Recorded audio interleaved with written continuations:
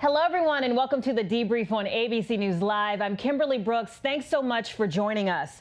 More severe weather in Texas, flash flooding all across the state, so we'll have the latest there. Plus, a whistleblower says President Trump made a promise to a foreign leader, so we'll definitely discuss that. And have you seen the hashtag #MyBestSelfie? Well, we're talking to the woman who started the movement. But first, here are your headlines.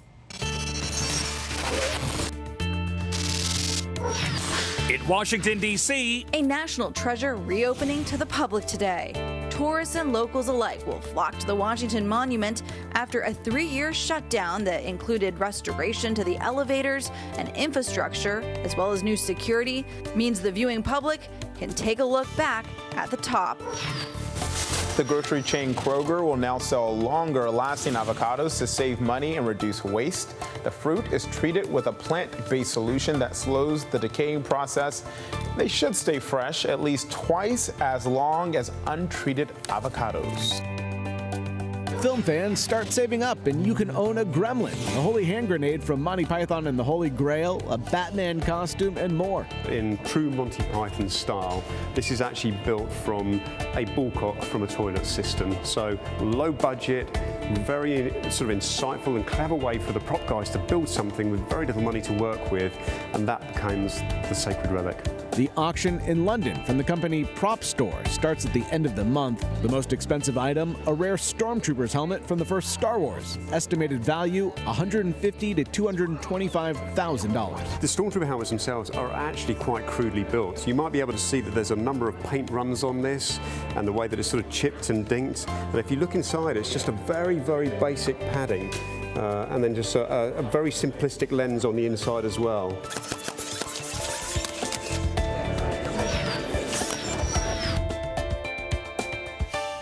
We begin with some severe weather in Texas. Flash flooding that brought more than 20 inches of rain in different parts of the state, and water rescues are underway. It's a situation that's making people compare it to the flooding from Hurricane Harvey. So our Clayton Sandell is right there on the ground in Winnie, Texas with the latest. Clayton?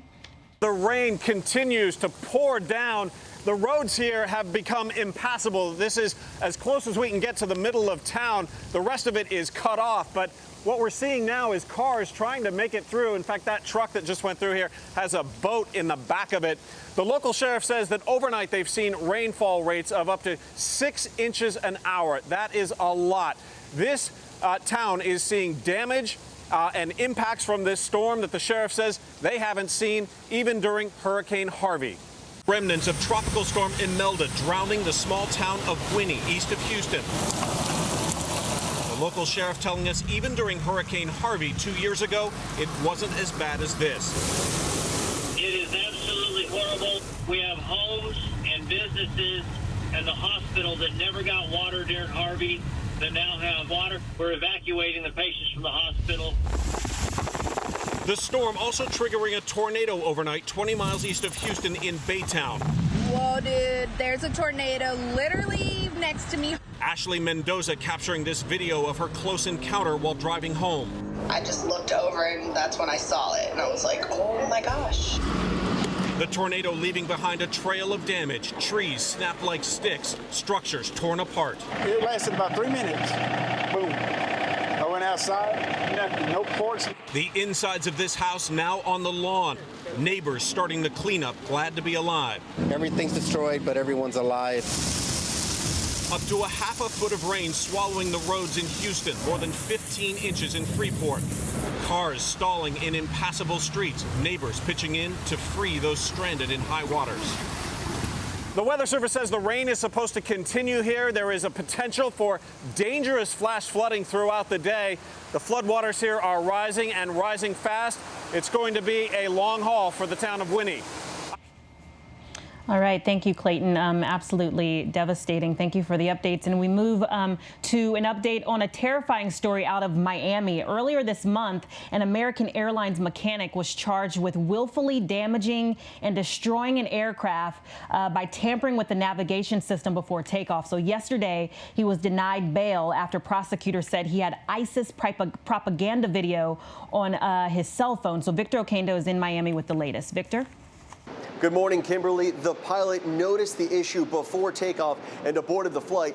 This morning, that American Airlines mechanic accused of sabotaging that packed passenger jet carrying 150 people is being held without bond.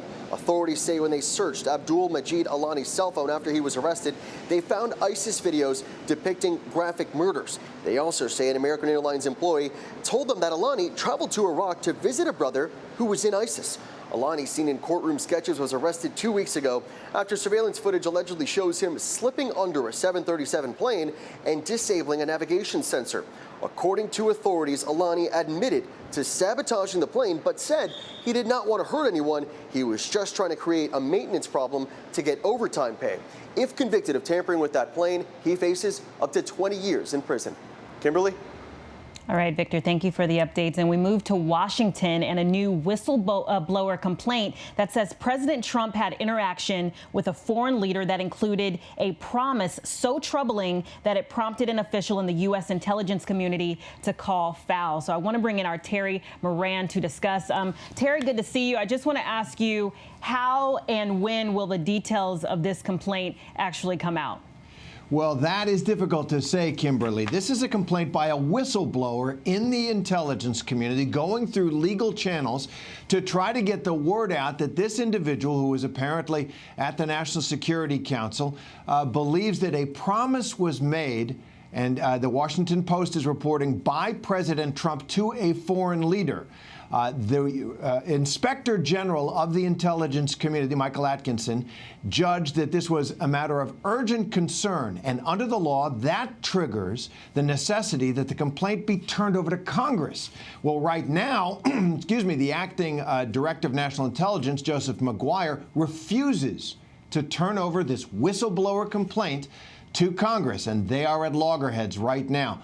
The chairman of the House Intelligence Committee, Andrew Schiff, Congressman Schiff, is threatening to call Joseph Maguire before Congress, but right now it is a deadlock. Something happened to alarm this intelligence official to go through the whistleblower channels and warn first the Inspector General, and the Inspector General says it's urgent enough to warn Congress that something has happened worth knowing about a promise made to a foreign leader by President Trump, according to the Washington Post. On a phone call is what the reporting is, and the president had been calling in the weeks before this complaint was lodged Vladimir Putin, Kim Jong-un, and others. So right now it is a political battle. When we get to hear about what this issue is depends on how that is resolved. It looks like the administration is moving towards some kind of claim of executive privilege over this conversation. That would collide with the whistleblower law, and it might end up in court. Yeah, this is so interesting because, you know, there's still all of the fallout from the Mueller report, and there's so many outstanding investigations into President Trump's behavior. So will this be seen as a priority to figure this out?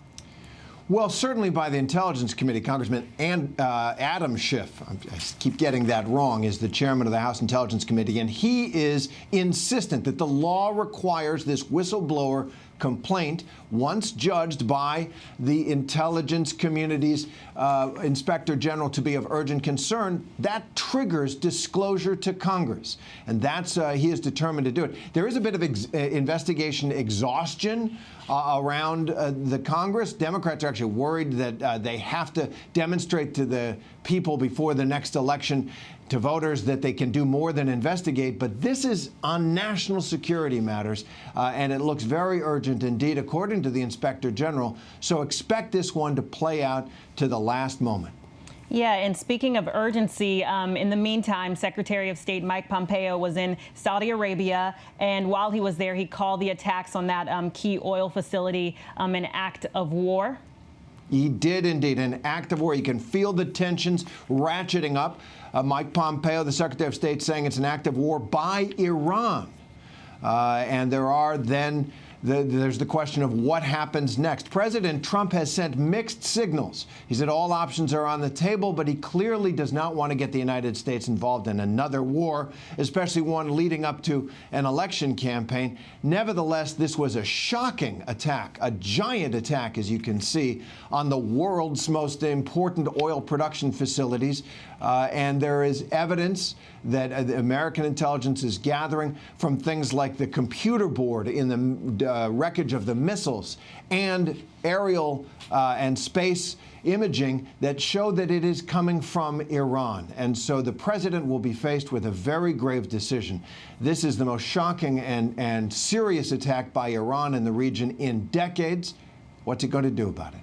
All right, Terry Moran, right there in our D.C. bureau. Thank you so much for the updates. We appreciate it.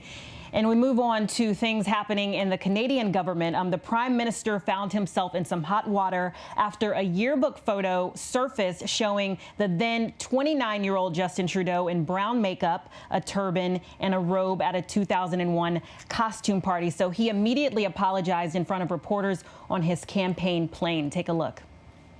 I have worked all my life to try and create opportunities for people to fight against racism and intolerance, and I can just stand here and say that I made a mistake when I was younger, and I wish I hadn't.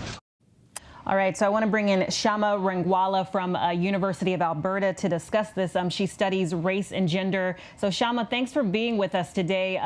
It's not often that you see a politician take accountability. So does that help this case? So the interesting thing about the Trudeau case is that, of course, we have a lot of conservative racists in Canada, but the Trudeau name was really built on multiculturalism, inclusion. Pierre Trudeau, opened up immigration. My parents came over in the 70s and that opening up. And so I think that he really doesn't have any choice but to take accountability. And even that sentence he said about, like, I've worked my whole life. Well, he's also doing some other stuff his whole life too, right?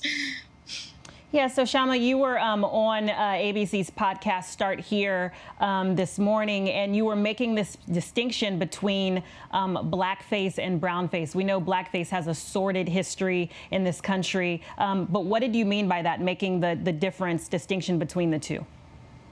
Yeah, so blackface in the United States has a very specific violent history tied to enslavement, segregation. Brownface is a different kind of thing, and it's tied to Orientalism, really, this fantasy that brown people are, in fairy tales like Justin Trudeau dressed up as Aladdin, that brown people are, live elsewhere. Brown people aren't your neighbors. And, in this election cycle, one of the other federal leaders is Jagmeet Singh. He wears a turban. He's a practicing Sikh. And in Canada actually has the largest Sikh population outside of India. So there are many people who are brown, Sikh and non-Sikh, all over Canada. And so, we are neighbors. We're teachers. We're doctors. We are the people who take care of you, who serve you in the store and stuff. And so there are brown people everywhere. But this Orientalism is this kind of fantasy that it's not going to hurt anybody because it's a character from a fairy tale. But of course, Orientalism has also its own violent history. Did you find the picture that surfaced, did you find it offensive? It's absolutely offensive, but it's not about my personal offense. It's about what kind of history it's participating in. I think that it is a big scandal for somebody who's built his career on being, having these kind of woke progressive politics. He touts himself as a feminist. Well, is it a feminist thing to dehumanize a group of people? So I think this is, it is a really different kind of scandal than the sort of racism scandals that conservatives often have that sort of don't matter, like wash over them. As you see with some other kinds of racist scandals. And before we go, I just want to ask you about these incidents. We live in a society right now that has this cancel culture thing where things are very black and white. Do you think a gray area is acceptable in these sorts of scandals? I don't think that cancel culture really exists. I think it's calling people accountable. Not everybody deserves a platform. So if by cancel culture it's that, I'm not allowed to have a platform somewhere, that is a really different thing than like quote unquote canceling a person from, social life. I think that he will apologize. I think that it probably won't matter too much electorally, but it definitely matters to the ethos that he's created around him. Interestingly, Andrew Scheer, the conservative leader, they've been having a lot of these racism scandals, and he said very recently, like a few days ago, that as long as the person apologizes, then he will accept them in his party. I think he's going to be singing a different tune now that it's Justin Trudeau. All right, Shama Rangwala from University of Alberta, thank you so much for sharing your thoughts. We appreciate it. Thanks for having me. Yes, and as we told you yesterday, and we tried to explain to you yesterday, Israel had a second election, which was confusing because Prime Minister Benjamin Netanyahu was just elected earlier this year, but you need your party to be the majority, and Netanyahu's party is not. And now the final tally in this election is looking like he will not be in power. So I want to bring in our Ian panel in our London bureau to break this down. Ian, very good to see you. I think the reason this is so fascinating is because we could never imagine this happening in the U.S.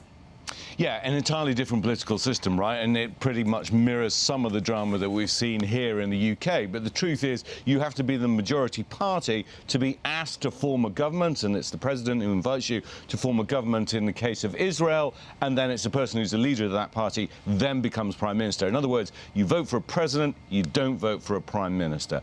So that's the situation we've got at the moment. Netanyahu was calculating that the second election would be a chance to secure at least a majority of votes, more votes than any other party, but it looks like that's not going to be the case. So his main opposition is the Blue and White Party, led by Benny Gantz, and that looks like they've got 33 seats in the Knesset, that's the Israeli parliament. Likud only have 31. So Israel's always been dogged or been formed by coalition governments. In other words, you yourself are not going to have enough seats to form a majority. You're going to have to do a deal with a different party. So Israel has always kind of operated along those lines.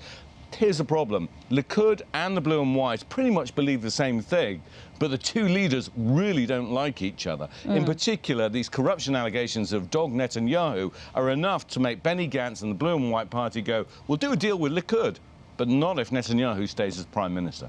Right. So is that what the unity government means, that they will come together? Yeah, that's the whole idea, is that you form a unity government for the sake of the country, that you have this broad-based coalition, even though it tends to be right of centre, but they pretty much believe the same things. Another part of the problem is that Likud has always got into bed with some of the more hardline religious parties, and the Blue and White Party will not find that acceptable.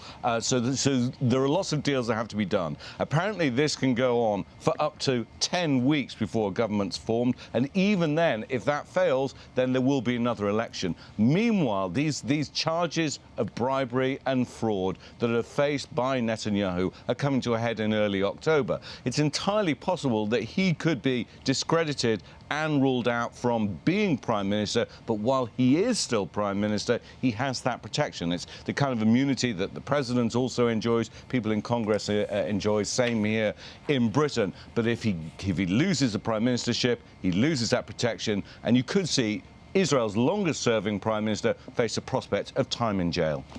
Wow. So a number of ways that this could shake out. Ian Panel right there in our London bureau, thank you so much for explaining. All right, guys, we now turn to a major nutrition crisis in Mozambique. If you remember, you just saw Ian. He did extensive coverage of the cyclones that devastated the African country earlier this year in March and April and left so many families displaced. So now it's 6 months later and nearly 1 million people, including 160,000 children under the age of 5, are severely malnourished and facing food shortages, and the number is expected to rise. So I want to bring in James Patterson. He's the chief of health and nutrition from UNICEF. So, James, thanks for being with us today. I just want you to give the people that are watching an idea of the situation on the ground in Mozambique right now. Well, thank you for the opportunity to talk about Mozambique. The situation is cautiously optimistic. It certainly has improved dramatically from your early report 6 months ago. We have managed to prevent major disease outbreaks. But it's important to understand that the people that were impacted are subsistence farmers. They depend on crops that they grow for what they eat, and they depend on it for the small amount of money that they have to spend, the average maybe $2 or $3 a day that they would have to spend. So what's happened over the last 6 months is they've lost their crops. They have depended on food assistance, which is slowly starting to stop. We've seen a rise in the price of maize, corn, which is one of the staple products that people eat. And so to cope, families are resorting to new strategies. One is, of course, child labor.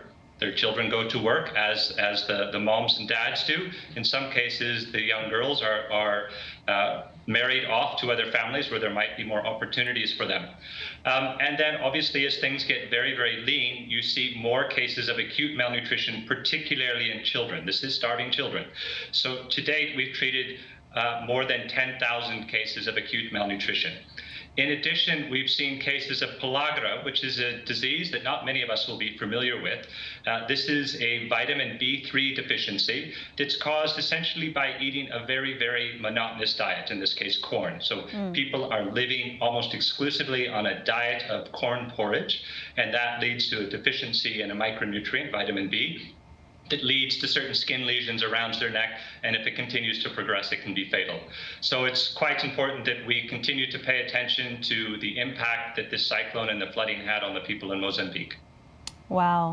That's unbelievable. It's really sad. I want to ask you, there was so much devastation. Where does the country even begin to rebuild?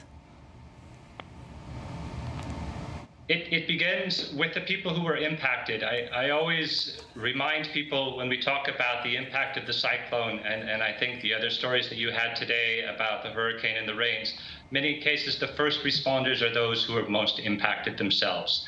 And so doctors and nurses and police officers, administrators and managers working in the government were the first people to respond. That first response, of course, is life-saving. It's the first aid. But then it moves on to restoring water services, to make sure that the energy is available to turn on the lights, that basic food rations are distributed. As I mentioned, that has been going on. It's a tough process to move that much food in when so much infrastructure has been destroyed. Schools are being reopened, first in tents, and then there's work underway to rebuild the schools, to make them stronger, to put better roofs on that are more resilient from the hurricanes. In my own expertise, I work in health and nutrition, so we work with government and many partners to make sure that primary health care services are restored. We do that both by rehabilitating the health facilities that existed that are functional, and we also support them to do outreach, to go out to the individual communities or to the new communities that's been created for people that had to be resettled as a consequence of the flooding and cyclone. To give some idea of the magnitude, to date, we've treated we've screened 750,000 children for acute malnutrition. It's that screening process, that very active machine that's working to identify children with acute malnutrition that allows them to be identified and put under treatment.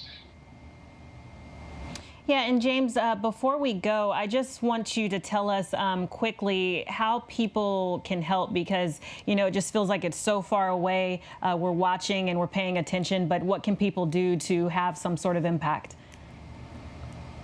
Well, we've been very fortunate. We've received a lot of support from both individuals. UNICEF has national committees in the United States and many other countries where individuals have given contributions to help our response. That's very much appreciated. And many governments, including the US government, the British, the European Union, Canadians, Swiss, Germans, I could keep going on and on. So we have received a lot of support, but we remain underfunded. We need more than $50 million to continue the response through this very fragile period where people try and get back on their feet. People are not looking for indefinite assistance, but they need enough time to replant their crops, to see those crops grow, to rebuild their homes, position their homes where their livelihoods are, to work on getting schools rebuilt, to get hospitals and clinics rebuilt and restaffed so that they can get back to a normal life and continue to grow and progress.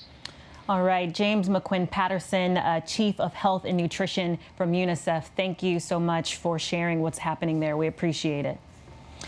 And guys, before we go, I want to tell you a story that's specifically for the haters. Where are the haters at? A lot of haters online trolling and being mean behind the safety of their keyboards and computer screens. Just ask Melissa Blake. She's a freelance journalist and columnist in the Chicago area and has a blog called So About What I Said. After writing a CNN article criticizing Trump, she received a lot of hateful comments online, but it wasn't about her writing. It was about her photo. She is disabled due to a genetic bone disorder called Freeman-Sheldon syndrome. So what did Melissa do? Pay attention. She posted this tweet right here that says, during the last round of Trollgate, people said that I should be banned from posting photos of myself because I'm too ugly. So I'd just like to commemorate the occasion with these 3 selfies. And yes, you see them there. She posted 3 beautiful selfies of herself. So I want to bring in Melissa Blake. She joins us right now. Hello, Melissa. Good to see you. Hi, Kimberly. It's so nice to talk to you. Yes, I'm so happy to see you. You know the phrase that they say kill them with kindness, but you blasted these people with kindness. So why did you decide to go ahead and be bold and post this tweet? That's interesting. I think there was a little bit of a defiant nature in me, and I saw those comments, and it was just thousands of comments basically saying the same thing about my appearance. And I thought, well, if they don't want me to post selfies, that's exactly what I'm going to do, as a way to kind of show them that they're not going to get the best of me, and that I'm going to be proud of who I am, and I'm not going to be afraid to post pictures of myself. Absolutely. And it's so interesting because in the process of you being so courageous, your post went viral. I don't even think I've ever seen this for one tweet. You look at this tweet now, it has almost 300,000 likes and it has over 28,000 retweets. What did you think when all of that just kept coming into your account, all of the love?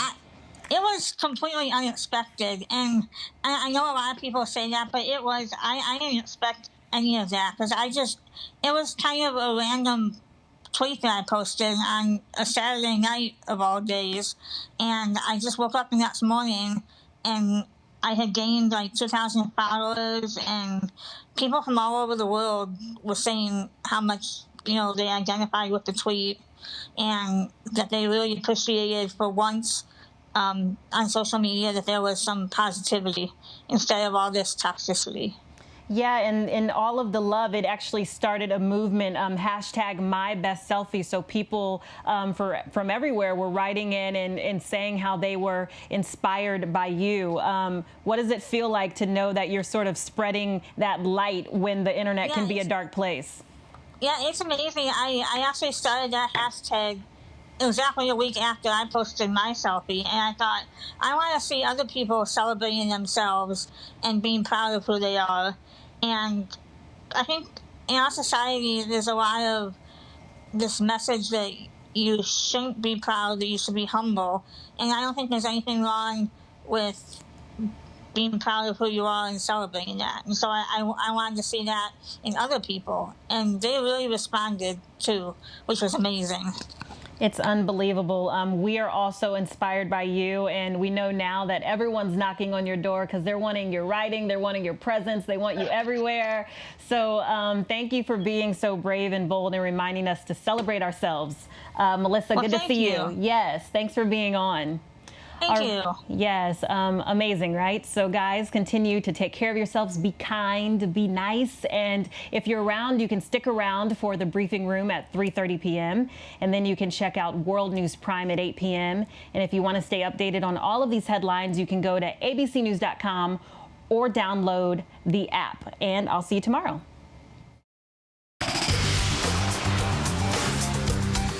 But we saw an 18-wheeler earlier struggling to get through here, and that truck doesn't really look tall enough.